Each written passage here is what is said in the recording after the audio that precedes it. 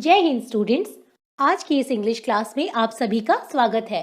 Students, आज की इस क्लास में हम क्लास 9 की बुक मोमेंट्स का चैप्टर नंबर 1, जिसका नाम है द लॉस्ट चाइल्ड यानी खोया हुआ बच्चा, जिसे इंडियन राइटर मुल्कराज आनंद ने लिखा है, उसके क्वेश्चन आंसर्स को डिस्कस करने वाले हैं। Let's start with question number 1। What are the things the child sees on his way to the fair? मेले जाते वक्त अपने रास्ते में बच्चा क्या चीजें देखता है? तो स्टूडेंट्स, यहाँ दो क्वेश्चंस दिए गए हैं। सबसे पहले हम पहले क्वेश्चन का आंसर करेंगे। He sees toys displayed in the shops. वह दुकानों में जो टॉयज थे, जो खिलौने थे, डिस्प्लेड थे यानी प्रदर्शन के लिए बाहर लगाए गए थे, सजाए गए थे, उन्हें देखता है। तो he sees toys displayed in the shops. He sees the vast mustard field which was yellow like melting gold. वो देखता है उस वास्ट यानी विस्तृत, फैले हुए, वाइड स्प्रेड मस्टर्ड फील्ड को, सरसों के खेत को, which was yellow like melting gold, जो कि पीला था मानो कि melting gold यानी पिघलता हुआ सोना हो, यानी जो कि पिघलते हुए सोने के जैसा पीला था। He sees the vast mustard field which was yellow like melting gold. He sees purple winged dragonflies. वो बैगनी रंग के पंखों वाली ड्रैगन फ्लाइज को देखता है। बटरफ्लाइज एंड ब्लैक बीज, तितलियों को और ब्लैक बीज यानी काली मधुमक्खियों को देखता है। Which flapped their wings, जिन्होंने अपने पंख फड़फड़ाए, and sucked nectar from flowers, और फूलों से उनका नेक्टर चूसा। सक का मतलब होता है चूसना, और यहाँ नेक्टर का मतलब वैसे अमृत होता है, लेकिन यहाँ नेक्टर कहा गया है फूलों के रस को। He also sees little insects and worms. वो उन छोटे छोटे कीड़े कीट पतंगों को भी देखता है। Who had come along the footpath to enjoy sunshine, जो कि सनशाइन यानी सूरज की रोशनी को एंजॉय करने के लिए, सूरज की रोशनी का आनंद लेने के लिए फुटपाथ पर आ गए थे। He also sees little insects and worms who had come along the footpath to enjoy sunshine. The child sees a dove in the grove. Grove यानी कि उपवन। तो उपवन में वो बच्चा एक डव को यानी एक फाख्ता, जो कि कबूतर के जैसा होता है, वाइट कलर का, उस पक्षी को भी देखता है। He sees crowd of people walking towards the fair. वो लोगों की भीड़ भी देखता है जो कि मेले की ओर जा रही थी। तो स्टूडेंट्स, यहाँ हमने आंसर किया है उस क्वेश्चन का जिसमें पूछा गया था कि वो बच्चा मेले में अपने रास्ते में क्या क्या चीजें देखता है। अब एक और क्वेश्चन भी आपको दिया गया है, Why does he lag behind? Students, to lag behind का मतलब होता है टू बी लेफ्ट बिहाइंड, यानी पीछे छूट जाना। तो आपसे पूछा गया है कि वह पीछे क्यों छूट जाता है, तो हम इस क्वेश्चन का आंसर करते हैं, the child often lagged behind because he was free spirited. वो बच्चा ऑफन यानी अधिकतर या अक्सर पीछे छूट गया। The child often lagged behind because he was free spirited, क्योंकि वो बच्चा फ्री स्पिरिटेड था, यानी कि काफी बेपरवाह और चंचल था। Different things on the way Drew his attention, जो रास्ते में डिफरेंट थिंग्स यानी अलग अलग चीजें थी, उन्होंने उसका अटेंशन यानी ध्यान ड्रॉ किया यानी ड्रू। तो अलग अलग चीजों ने उसका ध्यान अपनी ओर खींचा। अट्रैक्टेड टू दीज थिंग्स, और इन चीजों से आकर्षित होकर, he stopped in his way again and again. वो अगेन एंड अगेन यानी बार बार अपने रास्ते में रुका। हिज पेरेंट्स वॉक्ड अहेड, और उसके पेरेंट्स आगे आगे चले, and he was left behind, और वो पीछे छूट गया था। Question number 2 is, in the fair he wants many things. मेले में वो कई सारी चीजें चाहता है। वॉट आर दे, वे क्या हैं? तो स्टूडेंट्स, यहाँ आपको बताना है कि वो बच्चा मेले में कौन कौन सी चीजें थी जिन्हें प्राप्त करना चाहता था। Why does he move on without waiting for an answer, क्यों वो मूव ऑन यानी आगे बढ़ जाता है बिना जवाब का इंतजार किए हुए। तो स्टूडेंट्स, यहाँ भी आपको दो क्वेश्चन दिए गए हैं। सबसे पहले हम पहले क्वेश्चन का आंसर लिखेंगे। The child wanted to buy a burfi from the sweet meat seller. Sweet meat seller यानी मिठाई की दुकान वाले से वो बच्चा बर्फी खरीदना चाहता था। He wanted a garland of flowers from the flower seller. फूल विक्रेता से वो एक फूलों का गार्लैंड यानी कि माला खरीदना चाहता था। He wanted to buy a balloon from the balloon seller. गुब्बारे विक्रेता से वो एक बलून यानी गुब्बारा खरीदना चाहता था. He wanted to listen to the music of flute being played by the snake charmer. तो स्नेक चार्मर के द्वारा यानी सपेरे के द्वारा जो फ्लूट यानी कि बीन बजाई जा रही थी वो उस बीन के संगीत को सुनना चाहता था. He wanted to take a ride on the roundabout swing. Round about swing यानी कि जो झूला था जो गोल गोल घूमता था उस झूले पर वो एक राइड लेना चाहता था यानी एक राइड को एंजॉय करना चाहता था. तो स्टूडेंट्स अब हम आंसर लिखते हैं दूसरे क्वेश्चन का. दूसरे क्वेश्चन में आपसे पूछा गया था कि बिना जवाब का इंतजार किए वो बच्चा हर बार मूव ऑन क्यों करता है, क्यों आगे बढ़ जाता है. तो हम आंसर लिखेंगे the child did not stop for a reply from his parents. बच्चा अपने माता पिता की ओर से जवाब के लिए नहीं रुका. बिकॉज ही न्यू क्योंकि वह जानता था that his demands and request would not be heeded कि उसकी डिमांड्स यानी उसकी मांगे एंड रिक्वेस्ट यानी उसकी प्रार्थनाएं वुड नॉट बी हीडेड उन पर ध्यान नहीं दिया जाएगा. He knew his parents would reject them with an excuse. वह जानता था कि उसके माता पिता उन्हें रिजेक्ट कर देंगे उसकी मांगों को उसकी प्रार्थनाओं को with an excuse किसी न किसी बहाने के साथ यानी कोई बहाना देकर वो उसकी मांगों को उसकी प्रार्थनाओं को अस्वीकार कर देंगे. Therefore he moved ahead. इसलिए वो आगे बढ़ गया without waiting for an answer. बिना एक जवाब का इंतजार किए हुए.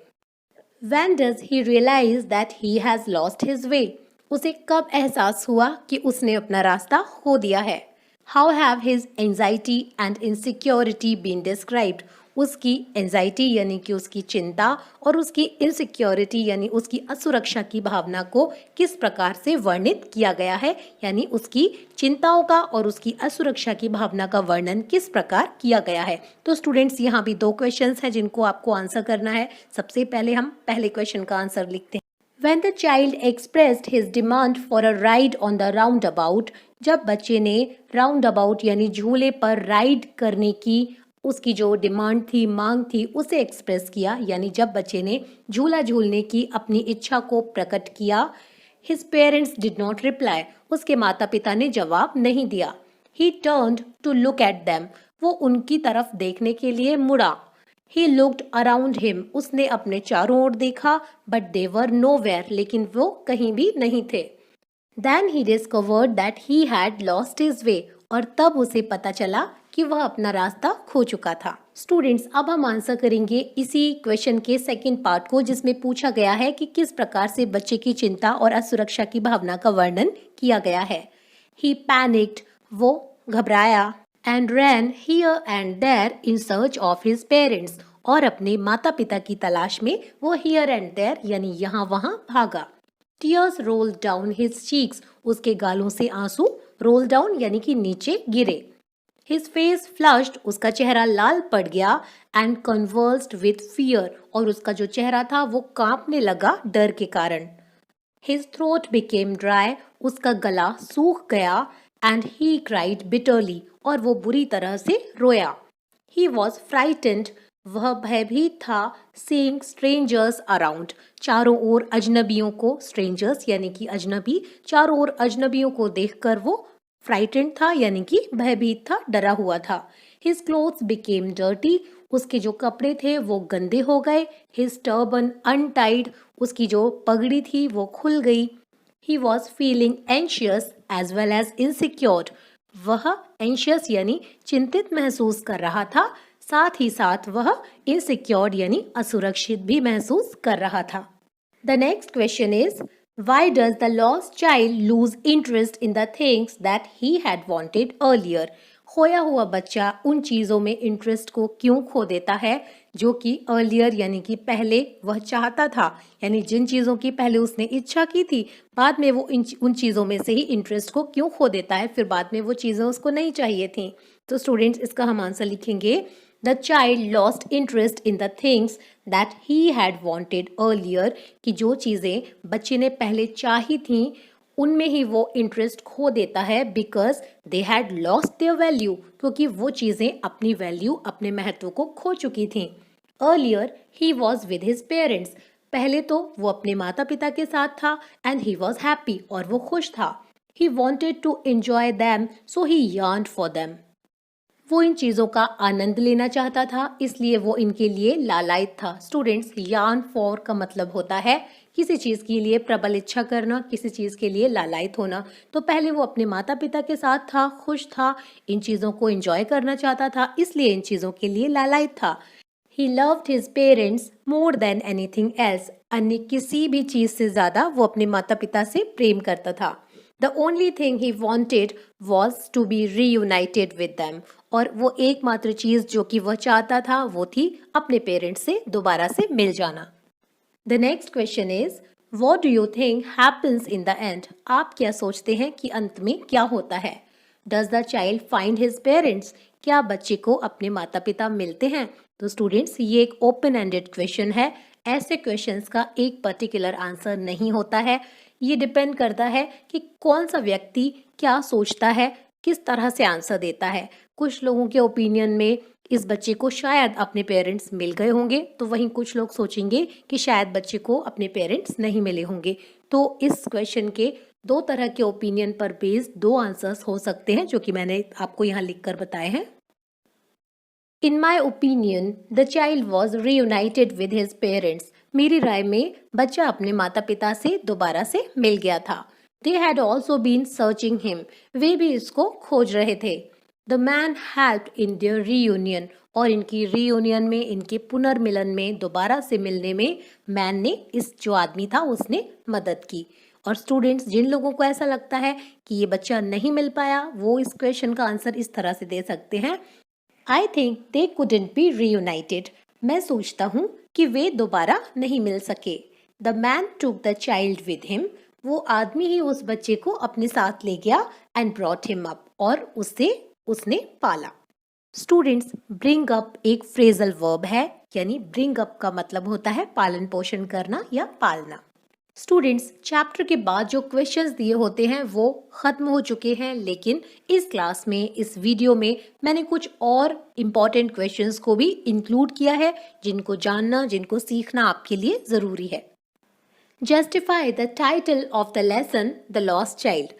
द लॉस्ट चाइल्ड जो लेसन है उसका जो शीर्षक है, जो टाइटल है, उसको जस्टिफाई कीजिए, यानी सही ठहराइए। स्टूडेंट्स, टाइटल का जस्टिफिकेशन एक काफ़ी इंपॉर्टेंट क्वेश्चन होता है और स्टूडेंट्स को जस्टिफिकेशन आना चाहिए। इसमें आपको बताना होता है कि जो ये लेसन का टाइटल है वो सही है, सटीक है और सुटेबल है इस लेसन के लिए। तो हम आंसर लिखना स्टार्ट करते हैं। The title of the lesson the lost child captures the attention of the readers. जो पार्ट द लॉस्ट चाइल्ड का टाइटल है वो जो रीडर्स हैं यानी पाठक हैं उनके अटेंशन को, उनके ध्यान को कैप्चर करता है, यानी कि आकर्षित करता है, खींचता है। यानी इस पाठ का शीर्षक जो पाठकों के ध्यान को खींचता है। It arouses curiosity in them.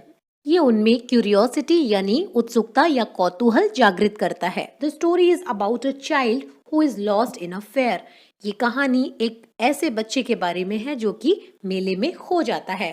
It describes the change of his desires when he is lost. और यह वर्णन करता है उसकी इच्छाओं में होने वाले परिवर्तन का, जो कि होते हैं जब वो खो जाता है। The title is apt and appropriate. और ये जो टाइटल है ये apt है यानी सटीक है और appropriate है यानी कि उचित है।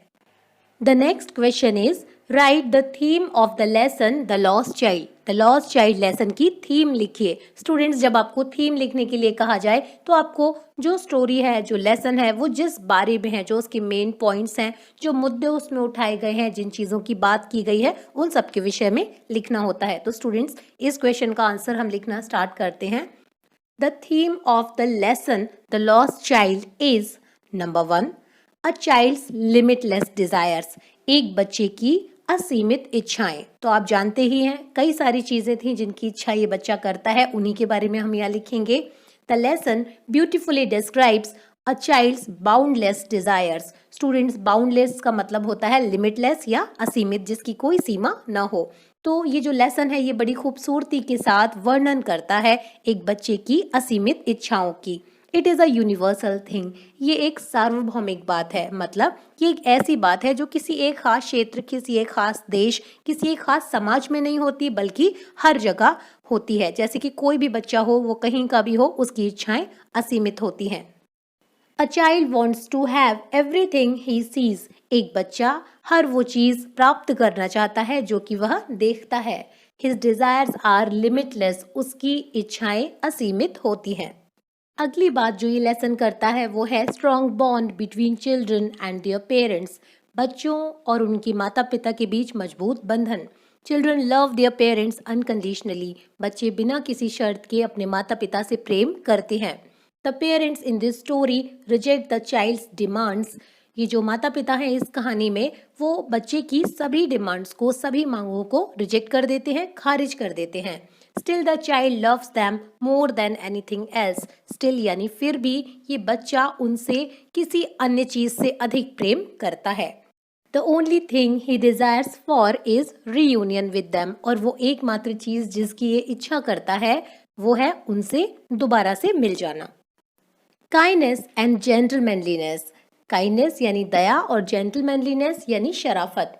The lesson throws light on the gentlemanliness and kindness of the man who helps the child.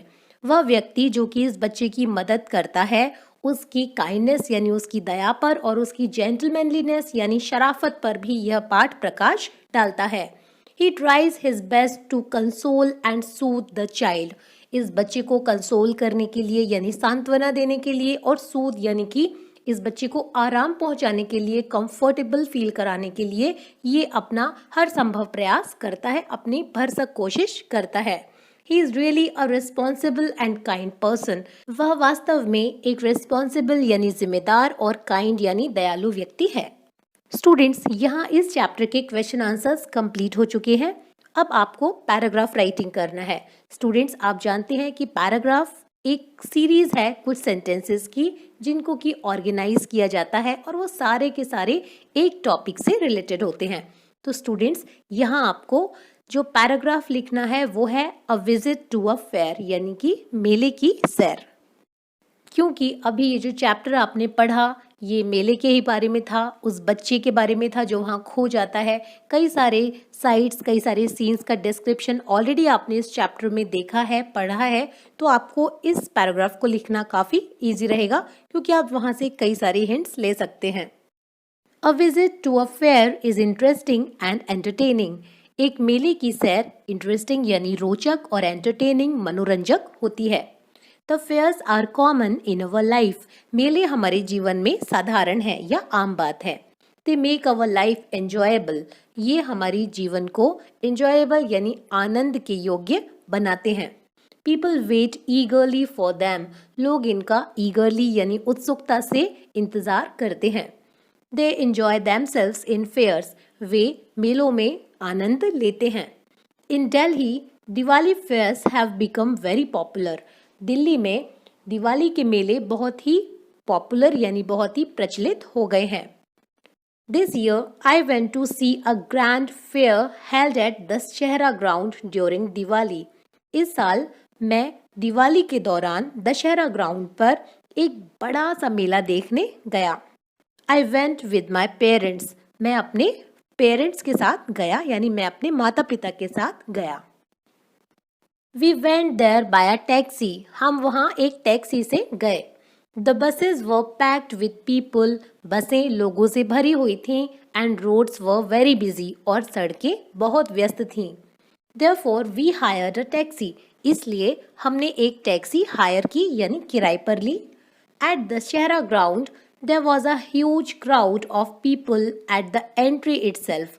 Dussehra ground पर ह्यूज क्राउड यानी बहुत ही बड़ी भीड़ थी। एट एंट्री इटसेल्फ यानी कि जहाँ जो प्रवेश द्वार था मेले का, वहीं पर बहुत सारी बड़ी भीड़ थी, यानी काफ़ी सारे लोग थे। People had been waiting in long queues for the entry tickets. Entry tickets यानी प्रवेश के लिए जो टिकट होते हैं, उनके लिए लोग लंबी लाइनों में इंतज़ार कर रहे थे। After getting tickets we entered the fair. अपने टिकट्स प्राप्त करने के बाद हमने मेले में प्रवेश किया। It was all very colourful. वहाँ सब कुछ बहुत ही ज़्यादा कलरफुल था, यानी कि रंगीन था। In the fair, there were over 250 stalls of different things. मेले में 250 से भी अधिक अलग-अलग चीज़ों की स्टॉल्स थीं। The sweet stalls were overcrowded. और जो मिठाई की स्टॉल्स थीं वो ओवरक्राउडेड थीं, यानी कि वहाँ बहुत ज़्यादा भीड़ थी। People were standing in queues for their turn. अपनी बारी के लिए लोग लाइनों में या पंक्तियों में इंतज़ार कर रहे थे। Handcrafted items displayed there were amazing. जो हैंडक्राफ्टेड यानी जो हाथ से बने हुए सामान थे, जो हाथ से बनी हुई चीज़ें थीं जो कि वहाँ पर डिस्प्ले की गई थी, वो अमेजिंग थी, यानी वो बहुत ही अद्भुत थी, आश्चर्यजनक थी।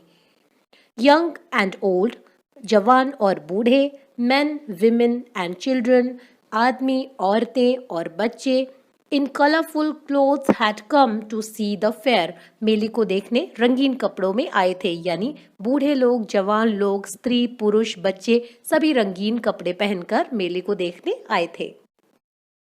The mic announcements about a lost child distracted the attention of the people. जो माइक अनाउंसमेंट हो रहा था, यानी माइक्रोफोन पर जो घोषणा हो रही थी एक खोए हुए बच्चे के बारे में, उसने लोगों के ध्यान को डिस्ट्रैक्ट किया या भटकाया। I enjoyed horse riding. मैंने घुड़सवारी को एंजॉय किया। We purchased a lot of things there. हमने वहाँ कई सारी चीज़ें परचेज की, यानी कि खरीदी। We had very delicious food at a food stall. और एक खाने की स्टॉल पर हमने बहुत ही स्वादिष्ट खाना खाया। After a ride on a merry go round we started for home. और फिर मैरी गो राउंड यानी कि जो गोल गोल बड़ा सा झूला होता है, उस पर झूलने के बाद, उस पर एक राइड के बाद हम घर के लिए चल पड़े। It was a day which I enjoyed a lot. ये एक ऐसा दिन था जिसका मैंने बहुत ज़्यादा आनंद लिया या जिसे मैंने बहुत इंजॉय किया। Fairs are really very entertaining and interesting. जो मेले होते हैं वो वास्तव में बहुत ही ज़्यादा रोचक और मनोरंजक होते हैं। स्टूडेंट्स, आपने इस चैप्टर को पढ़ा, समझा और इसके क्वेश्चन आंसर्स भी किए।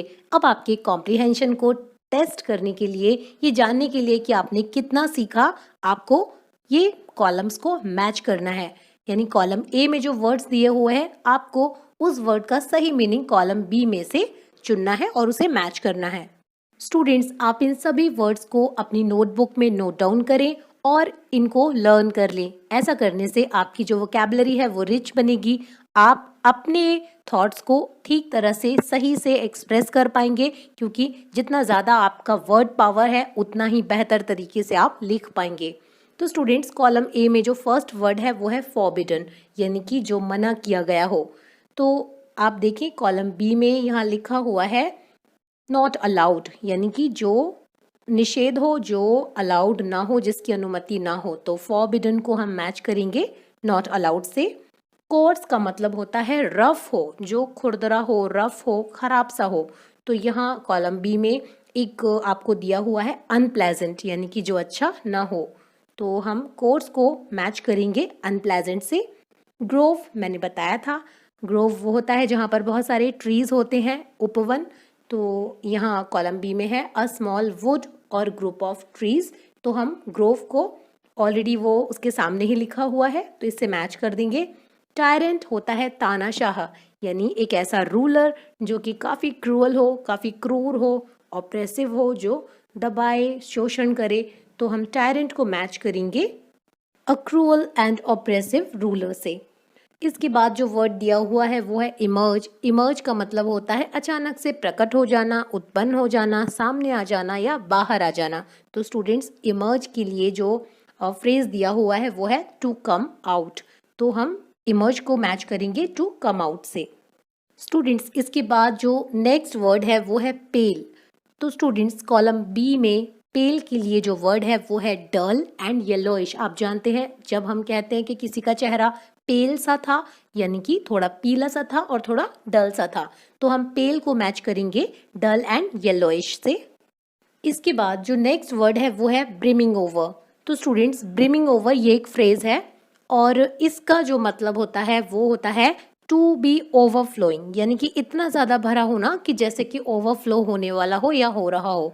तो इसके लिए जो वर्ड है वो है to be full of something. तो ब्रिमिंग ओवर को हम मैच करेंगे to be full of something से। कॉलम ए में जो अब नेक्स्ट वर्ड है वो है गॉडी। तो स्टूडेंट्स, गॉडी अगर कोई कहता है कि वो ड्रेस मैंने इसलिए नहीं खरीदी क्योंकि वो काफ़ी गॉडी थी, इसका मतलब होता है कि वो काफ़ी ज़्यादा ब्राइट थी, बहुत ज़्यादा चमक दमक थी उसमें और काफ़ी भड़कीली सी थी। तो गॉडी का जो मीनिंग है वो है एक्सट्रीमली ब्राइट एंड शोई। तो हम गॉडी को मैच करेंगे एक्सट्रीमली ब्राइट एंड शोई से। जो नेक्स्ट वर्ड है वो है ब्रूटल। स्टूडेंट्स, ब्रूटल का मतलब होता है काफ़ी निर्दयी और क्रूर। तो यहाँ ब्रूटल के लिए जो एक प्रॉपर वर्ड है जो कॉलम बी में दिया है वो है हार्श एंड रफ। तो स्टूडेंट्स, हम ब्रूटल को मैच करेंगे हार्श एंड रफ से। और आखिरी में जो वर्ड दिया हुआ है वो है ट्रैम्पल्ड, जिसका मतलब होता है क्रश्ड। तो जैसा कि वो बच्चे को डर था कि वो उस भीड़ से कहीं पैरों में कुचल ही ना जाए, तो उसे ट्रैम्पलिंग का डर था। तो ट्रैम्पल्ड को हम मैच करेंगे क्रश्ड से। तो स्टूडेंट्स, आज की ये क्लास यही ख़त्म होती है। आई होप आज की ये क्लास आपके लिए हेल्पफुल रही होगी। कुछ नई बातें, कुछ नई चीज़ें आपने इस क्लास से ज़रूर सीखी होंगी। जो भी डिफ़िकल्ट वर्ड्स आपको लगते हैं, जो चीज़ें आपको डिफ़िकल्ट लगती हैं, आप उन्हें एक नोटबुक में नोट डाउन कीजिए, प्रैक्टिस कीजिए, because practice makes a man perfect. Keep learning, keep growing. Good luck.